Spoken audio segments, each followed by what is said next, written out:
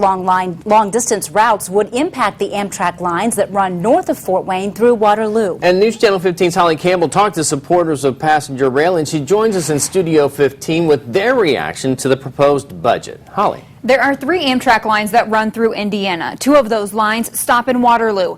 And the proposed budget cuts come right as a federal study begins on a passenger rail line that would run through Fort Wayne. Supporters of passenger rail told me today they are remaining optimistic funding will remain intact. The Trump administration has been talking about a $1 trillion infrastructure package, which would include passenger rail, which the president has talked about repeatedly.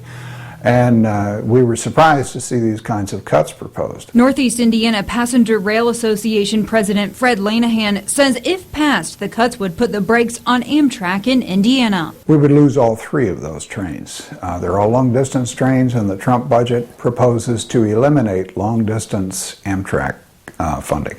With Amtrak funding up in the air, work continues on bringing passenger rail through Fort Wayne. We're moving forward with an environmental assessment that is a strong indicator that there still would be support for this by the Federal Railroad Administration and, of course, the Indiana Department of Transportation. But Lanahan says the next step in the process relies on federal funds. The next step, the Tier 2 study on engineering, is much more expensive, and normally that is paid for by federal dollars. Well, they're all in jeopardy now. With funding up in the air, supporters of passenger rail are staying positive and encouraging others to reach out to lawmakers. My hope is that wiser heads will prevail as we move into the summer and the fall, and that we'll see these the funds remain intact, or for the most part intact. If you want to see the commuter rail service expanded in Northwest Indiana, you need to speak up, and now is the time.